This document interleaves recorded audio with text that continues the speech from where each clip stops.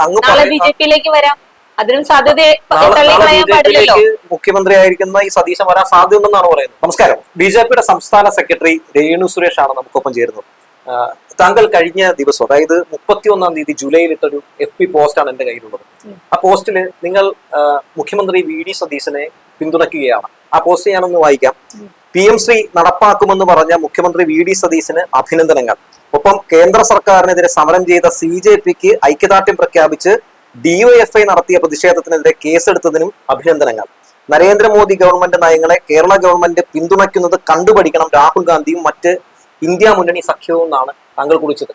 ഈ പോസ്റ്റ് പെട്ടെന്ന് നമുക്ക് കാണുമ്പോൾ തന്നെ മനസ്സിലാക്കാൻ സാധിക്കുന്നത്, അതായത് ഒരു വലിയ പിന്തുണ VD സതീശന് കൊടുക്കുകയാണ്. എന്തുകൊണ്ടാണ് പിണറായി വിജയന്റെ കാലത്ത് പിണറായി വിജയന് കൊടുക്കാത്തൊരു പിന്തുണ പരസ്യമായിട്ട് ബി.ജെ.പിയുടെ സംസ്ഥാന സെക്രട്ടറി VD സതീശന് കൊടുക്കും? പിണറായി സർക്കാരിന്റെ കാലത്ത് കേന്ദ്ര സർക്കാരിന്റെ ഒരു പദ്ധതികളും പ്രൊമോട്ട് ചെയ്തിട്ടില്ല, അല്ലെങ്കിൽ അത് ഇംപ്ലിമെന്റ് ചെയ്യാനായിട്ട് ശ്രമിച്ചിട്ടില്ല. പക്ഷെ VD സതീശനെ സംബന്ധിച്ചിടത്തോളം അദ്ദേഹം മുഖ്യമന്ത്രിയായിട്ട് വന്ന് ഏറ്റവും ആദ്യം കേന്ദ്ര സർക്കാരിന്റെ PMC പദ്ധതിയാണ് നടപ്പിലാക്കുമെന്ന് പറഞ്ഞത്. അപ്പൊ തീർച്ചയായിട്ടും അഭിനന്ദനങ്ങൾ അറിയിക്കുന്നല്ലോ. നല്ല പ്രവൃത്തി ആര് ചെയ്താലും നമ്മൾ അതിനെ അഭിനന്ദിക്കും. പ്രത്യേകിച്ച് VD സതീശൻ പലപ്പോഴും പ്രതിപക്ഷത്തിരുന്നപ്പോൾ കേന്ദ്ര സർക്കാരിനെതിരെ നരേന്ദ്രമോദിക്കെതിരെ നിരന്തരം സംസാരിച്ചുകൊണ്ടിരുന്നുള്ള ഒരാളുകൂടിയാണ്. പ്രതിപക്ഷത്ത് ഇരിക്കുമ്പോ അദ്ദേഹം അങ്ങനെ സംസാരിച്ചു. പക്ഷെ അദ്ദേഹം ഭരണപക്ഷത്തിന്റെ മുഖ്യമന്ത്രിയായിട്ട് വരുമ്പോ ഏറ്റവും ആദ്യം നരേന്ദ്രമോദിനെ കാണാൻ പോയിരുന്നു. അതുപോലെ തന്നെ ആഭ്യന്തര വകുപ്പ് പോലും കൈകാര്യം ചെയ്യാത്ത VD സതീശൻ ആ ആഭ്യന്തരമന്ത്രിയെ കാണാൻ പോയി. അപ്പോ മുഖ്യമന്ത്രിയായി വന്നതിന് ശേഷം ചെയ്തിട്ടുള്ള നല്ല പ്രവർത്തികൾ, അത് ജനങ്ങൾക്ക് പ്രയോജനപ്രദമായിട്ടുള്ള പദ്ധതികൾ, അത് ഒരുപാട് ആളുകൾ ആഗ്രഹിക്കുന്ന ഒരു പദ്ധതിയായിരുന്നു PMC പദ്ധതി. പക്ഷെ അത് നടപ്പിലാക്കാതെ വന്നപ്പോ കേരളത്തിൽ മാത്രമാണ് നടപ്പിലാക്കാതെ വന്നത്. അപ്പൊ ഞാൻ അങ്ങനെ എനിക്ക് ചോദ്യമുണ്ട്. ഈ PM ശ്രീ ഞങ്ങൾ അധികാരത്തിൽ വന്നാൽ അറബിക്കടലിൽ എറിയുമെന്നായിരുന്നു KM ഷാജി അടക്കമുള്ള ആളുകൾ തുടക്കം പറഞ്ഞിരുന്നത്. ഇവർ അധികാരത്തിൽ വന്നപ്പോൾ നടപ്പിലാക്കും. അപ്പൊ ജനങ്ങളെ സത്യത്തില് ഒരു രീതിയിൽ പറഞ്ഞ പറ്റിക്കുകയായിരുന്നില്ലേ ഈ പറയുന്ന മുഖ്യമന്ത്രി? കേന്ദ്ര സർക്കാരിന്റെ പ്രവർത്തനങ്ങളെ ഭാരതീയ ജനതാ പാർട്ടി നെഞ്ചിലേറ്റിക്കൊണ്ട് തന്നെ ഞങ്ങൾ അഹോരാത്രം പ്രവർത്തിക്കുന്നുണ്ട്. പക്ഷെ ഇത് ഒരു ഭരണപക്ഷം എന്നുള്ള നിലയിൽ ഒരു സംസ്ഥാനത്തിന്റെ ആവശ്യമാണ്. അത് കണ്ടറിഞ്ഞ് ജനങ്ങൾക്ക് വേണ്ടി ആ സമയത്ത് ഉചിതമായിട്ടുള്ള തീരുമാനം എടുത്തതിന്റെ പേരിൽ തീർച്ചയായിട്ടും അദ്ദേഹം അഭിനന്ദനം അർഹിക്കുന്നുണ്ട്. അങ്ങ് പറയുന്ന പോസ്റ്റിനടിയിൽ VD സതീശനെ കണ്ടുപഠിക്കണം പ്രതിപക്ഷ നേതാവായിട്ടുള്ള രാഹുൽ ഗാന്ധി എന്ന് കൂടി പറയുന്നുണ്ട്. തീർച്ചയായിട്ടും അത് രാഹുൽ ഗാന്ധി കണ്ടുപഠിക്കണം. കാരണം ഒരു മുഖ്യമന്ത്രിയായി വന്നതിന് ശേഷം അദ്ദേഹം ഇപ്പോ ഇന്ത്യയുടെ പ്രധാനമന്ത്രി നരേന്ദ്രമോദി, അദ്ദേഹം ഭാരതീയ ജനതാ പാർട്ടിക്ക് BJPയുടെ ആളുകൾക്ക് മാത്രമല്ല വേണ്ടിയല്ല പ്രവർത്തിക്കുന്നത്, അദ്ദേഹം ഒരു രാഷ്ട്രത്തിന് വേണ്ടി പ്രവർത്തിക്കുകയാണ്. അപ്പോ ഇന്ത്യയുടെ ഒരു പ്രധാനമന്ത്രി അവിടെ ജാതിയോ മതമോ രാഷ്ട്രീയമോ നോക്കാതെ ജനങ്ങളെ സേവിക്കുന്നു. ആ ജനങ്ങൾക്ക് ഉപകാരപ്രദമായിട്ടുള്ള പദ്ധതികളെ പ്രയോജനപ്പെടുത്താൻ വേണ്ടി മറ്റു സംസ്ഥാനങ്ങളിലെ മുഖ്യമന്ത്രിമാരോട് പറയുന്നു. അത് ഏറ്റെടുത്ത സംസ്ഥാനങ്ങളിലെല്ലാം അത് നല്ല രീതിയിൽ ജനങ്ങൾക്ക് പ്രയോജനപ്പെട്ടു. കേരളത്തിൽ മാത്രമാണ് അത് അംഗീകരിക്കാതിരുന്നത്. പക്ഷെ പുതിയൊരു മന്ത്രി വരുന്നു, അദ്ദേഹം അതിനെക്കുറിച്ച് പഠിക്കുന്നു, അല്ലെങ്കിൽ അദ്ദേഹം അത് ഇംപ്ലിമെന്റ് ചെയ്യുന്നു, അതിനുവേണ്ടി നരേന്ദ്രമോദിയെ പോയി കാണുന്നു. അത് തീർച്ചയായിട്ടും ജനങ്ങൾക്ക് വേണ്ടിയാണ് എന്നാണ് ഞാൻ മനസ്സിലാക്കുന്നത്. അല്ലെങ്കിൽ നല്ലൊരു രാഷ്ട്രീയക്കാരനാണ്. അതുകൊണ്ടാണ് രാഷ്ട്രീയ മര്യാദ പാലിച്ചുകൊണ്ട് ഈ ഒരു പദ്ധതിയെ മുന്നോട്ട് കൊണ്ടുവരാനായിട്ട് അദ്ദേഹം തയ്യാറായി. എനിക്ക് തോന്നുന്നു ഒരു ഘട്ടത്തിൽ പോലും ഒരാളും ഇതുപോലെ ഒരു മുഖ്യമന്ത്രി, പ്രത്യേകിച്ച് കോൺഗ്രസിന്റെ ഒരു മുഖ്യമന്ത്രി ഒന്നും, അല്ലെങ്കിൽ ഈ പറയുന്ന പിണറായി വിജയനെ ഒന്നും വലിയ സപ്പോർട്ട് ചെയ്താലും സംസാരിച്ച് ഞാൻ കേട്ടിട്ടില്ല. നിലവിൽ ഇവിടെ ഇദ്ദേഹം ഗോൾവാക്കറുടെ ജന്മശതാബ്ദി ദിനാഘോഷ പരിപാടിയിൽ പങ്കെടുക്കുന്നുണ്ട് VD സതീശൻ. അതുപോലെ സതീശൻ ഈയിടയ്ക്ക് ശശികല ടീച്ചറിനെയും അതുപോലെ തന്നെ പല BJP നേതാക്കളെയും ഒക്കെ കാണുന്നു, കൂടിക്കാഴ്ച നടത്തുന്നു, അതൊക്കെ നടക്കുന്നുണ്ട്. അപ്പൊ നിങ്ങളുമായിട്ട് ഒത്തിരി ഈ പറയുന്നത് പോലെ ഒരു ബന്ധം പുലർത്തുന്ന ഒരാളാണ് VD സതീശൻ എന്ന ആക്ഷേപം ഉയർന്നു കേൾക്കുന്നുണ്ട്. അതിലൊക്കെ എന്തെങ്കിലും ഒരു യാഥാർത്ഥ്യമോ റിയാലിറ്റിയോ?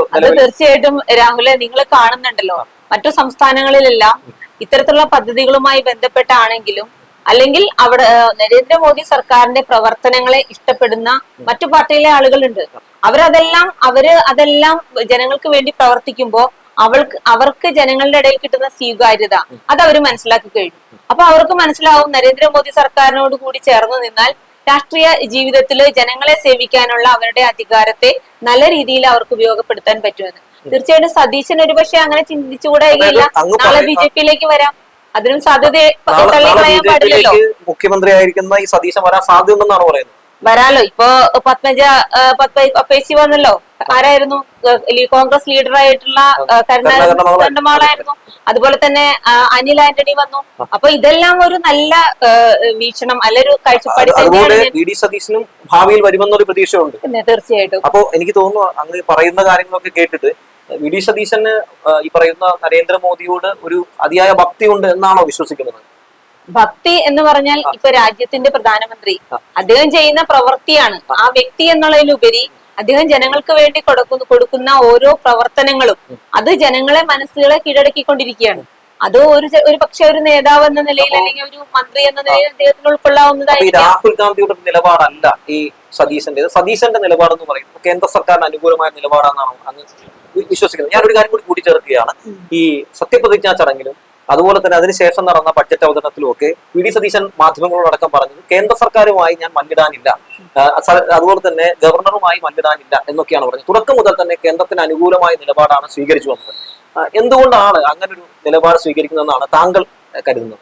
നിലപാട് സ്വീകരിക്കുന്നത് ഇത് തന്നെയാണല്ലോ അതിന്റെ ഉദ്ദേശം. കാരണം ജനക്ഷേമ പ്രവർത്തനങ്ങൾക്ക് കേന്ദ്രം ഭരിക്കുന്ന പാർട്ടിയോട് ചേർന്ന് നിൽക്കേണ്ടത് അവരുടെ ആവശ്യമാണ്. കാരണം ഒരുപാട് പദ്ധതികൾ ഇങ്ങനെ ഇംപ്ലിമെന്റ് ചെയ്യുന്ന സമയത്ത് അതൊരിക്കലും ഒരു സംസ്ഥാനം എന്നുള്ള നിലയ്ക്ക് സംസ്ഥാനത്തിന് മുഴുവനായിട്ട് ചെയ്യാൻ സാധിക്കില്ല. അപ്പോ കേന്ദ്രം കൊടുക്കുന്ന പദ്ധതികളെ അത് നല്ല രീതിയിൽ വിനിയോഗിക്കണമെങ്കിൽ കേന്ദ്രവുമായിട്ട് ഒരു അടുപ്പം വേണം. ഇപ്പോ ഉദാഹരണത്തിന് പിണറായിനെ നമ്മൾ കണ്ടു. പിണറായി സർക്കാരിന്റെ കാലത്ത് എത്രയോ പ്രാവശ്യം പിണറായി വിജയൻ ഡൽഹി പോയിട്ടുണ്ട്, അല്ലെങ്കിൽ എത്രയോ പ്രാവശ്യം നരേന്ദ്രമോദിയെ നേരിട്ട് കണ്ടിട്ടുണ്ട്. പക്ഷെ അപ്പോഴൊന്നും ഒരിക്കലും ഒരു പദ്ധതി ആസൂത്രണം ചെയ്യാനോ ആ പദ്ധതി ഇംപ്ലിമെന്റ് ചെയ്യാനോ തയ്യാറായിട്ടില്ല. ആരോഗ്യ വിഭാഗത്തിൽ തന്നെ എന്തെല്ലാം ദുരിതങ്ങൾ ജനങ്ങൾ അനുഭവിച്ചു. അപ്പോഴൊന്നും ഒരു കേന്ദ്ര സർക്കാരിനോട് ഞങ്ങൾക്കിത് വേണം എന്ന് പറഞ്ഞ് അത് നേടിയെടുക്കാനോ നടപ്പിലാക്കാനോ ആ സർക്കാർ പരാജയപ്പെട്ടു. അങ്ങനെ പറയുമ്പോഴും രാജ്യത്ത് ആരോഗ്യരംഗത്ത് നമ്മൾ ഒന്നാമതാണ്. രണ്ടാമത് പ്രധാനപ്പെട്ട കാര്യം നടപ്പിലാക്കില്ലെന്ന് പറഞ്ഞ PMC പദ്ധതിയാണ്. ആരോഗ്യരംഗത്ത് നമ്മൾ ഒന്നാമതാണെന്ന് ആര് പറഞ്ഞു? പല സൂചികകളും തെളിയിക്കുന്നത് ആരോഗ്യരംഗത്ത് ഒന്നാമതാണ്. കേന്ദ്ര സർക്കാർ ആരോഗ്യത്തിന്റെ കാര്യത്തിൽ ഒന്നാം സ്ഥാനത്ത് തന്നെയാണ്. പക്ഷെ കേരള സർക്കാരിന്റെ ഗതി എന്താ? അല്ല, നീതി ആയോഗിന്റെ കാര്യത്തിൽ അവർ പറയുന്ന പട്ടികയിൽ കേരളമാണ് ഒന്നാമത് രാജ്യത്ത് തന്നെ. അത് പറയുമ്പോ നീതി ആയോഗ് മാത്രം പറഞ്ഞാൽ പോരല്ലോ. കേരളത്തിലെ ആരോഗ്യം എന്ന് പറയുന്നത് ഏറ്റവും സാധാരണക്കാരനും ആരോഗ്യം വേണമെന്ന ആ ആരോഗ്യത്തിന് വേണ്ടിയിട്ട് ജനങ്ങളെ സഹായിക്കേണ്ട സർക്കാർ ആ സമയത്ത് ആ ഫണ്ട് മുഴുവൻ ലാപ്സാക്കിക്കൊണ്ട് അല്ലെങ്കിൽ അത് മറ്റു രീതിയിൽ പ്രയോജനപ്പെടുത്തിക്കൊണ്ട് ജനങ്ങളെ സംരക്ഷിച്ചിട്ടില്ല. അങ്ങയുടെ പ്രതികരണമാണ് സ്വാഭാവികമായിട്ടും ഒന്നാമതാണ് എന്നാണ് ഞാൻ വിശ്വസിക്കുന്നത്. കാരണം പട്ടിക എങ്ങനെയായിരുന്നു. പക്ഷെ ഇതിന്റെ പ്രധാനപ്പെട്ട കാര്യം എന്ന് പറഞ്ഞാൽ CJP സമരത്തെ പറ്റിയും അങ്ങ് പറയുന്നുണ്ട്. CJP സമരത്തിന്റെ ഇവിടെ മുൻപന്തിയിൽ നിന്ന് DYFIക്കാർക്കെതിരെ കേസെടുക്കുന്ന സാഹചര്യം ഉണ്ടായി.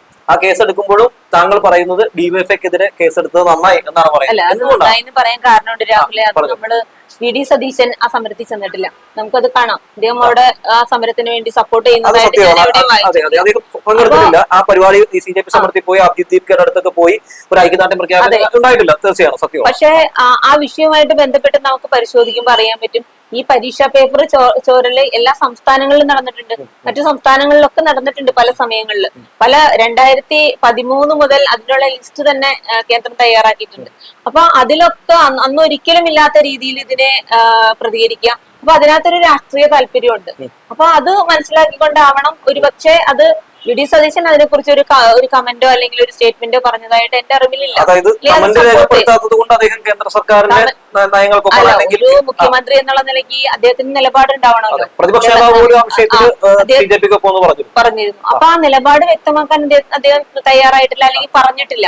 അപ്പൊ അതിനർത്ഥം അദ്ദേഹത്തിന് ആ സമയത്തിനോട് താല്പര്യമില്ലായിരുന്നു, അല്ലെങ്കിൽ ആ സമരത്തിന്റെ യഥാർത്ഥ കാരണം എന്താണെന്ന് അദ്ദേഹത്തിന് കൃത്യമായിട്ട് അറിയാം. BJPക്കൊപ്പം നിൽക്കുന്ന നിലപാടുകൾ സ്വീകരിക്കുന്നു. ഇപ്പൊ ഈ പറഞ്ഞ കാര്യങ്ങളടക്കം അതുകൊണ്ടാണോ ഈ പറയുന്ന വി ഡി സതീശനെ ഇത്തരത്തിൽ ഒന്ന് പിന്തുണച്ച് കളയാം എന്നുള്ളൊരു നിലപാടാണ്? നിങ്ങളിപ്പോ പറഞ്ഞു വി ഡി സതീശനെ BJP ആക്കും അല്ലെ? നമ്മുടെ സംസാരം എനിക്ക് തോന്നുന്നു ഒരു നേതാവിനെയും ഇങ്ങനെ പിന്തുണച്ച് നമ്മൾ കണ്ടിട്ടില്ല. ആദ്യമായിട്ടാണ് ഇങ്ങനെ നമുക്ക് പിന്തുണയ്ക്കാൻ പാകത്തിന് ഒരു കാര്യവും കേരളത്തിൽ ഉണ്ടായിട്ടില്ല. ഞാൻ ഇപ്പോ കേന്ദ്രം ഭരിക്കുന്ന പാർട്ടിയുടെ ആളാണെങ്കിൽ പോലും ഞാൻ ജീവിക്കുന്നത് കേരളത്തിലാണ്. ഈ കേരളത്തിലെ ഒരു നേതാക്കന്മാരും ഇത്തരത്തില് അത് കോൺഗ്രസ് ആവട്ടെ CPM ആവട്ടെ നല്ലൊരു അനുകൂലമായിട്ടുള്ള കേന്ദ്ര സർക്കാരിന്റെ നിലപാടിനെതിരെ പ്രവർത്തിച്ചു കണ്ടിട്ടില്ല. എന്നും എതിർത്താണ് കണ്ടിരിക്കുന്നത്.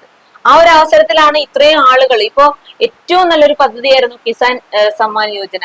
ആ കിസാൻ സമ്മാൻ പദ്ധതി പ്രകാരം എത്രയോ ആളുകൾക്ക് ജാതിയോ മതമോ രാഷ്ട്രീയമോ നോക്കാതെ കൃഷിക്കാരെ സഹായിക്കുന്നതിന് ചെറിയ കൃഷി ചെയ്യുന്ന ആളുകളെ പോലും സംരക്ഷിക്കുന്ന ഒരു പദ്ധതിയായിരുന്നു.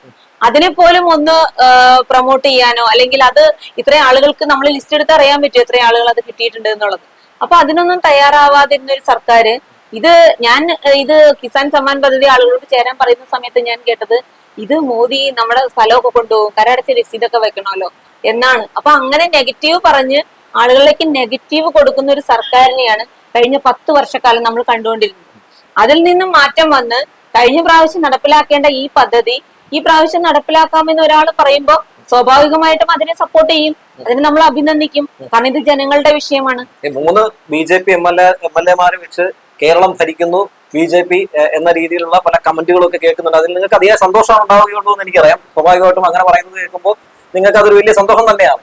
എന്നാലും ചോദിക്കുകയാണ്, അത്തരം കമന്റുകൾ എങ്ങനെയാണ് നോക്കിക്കാണുന്നത്?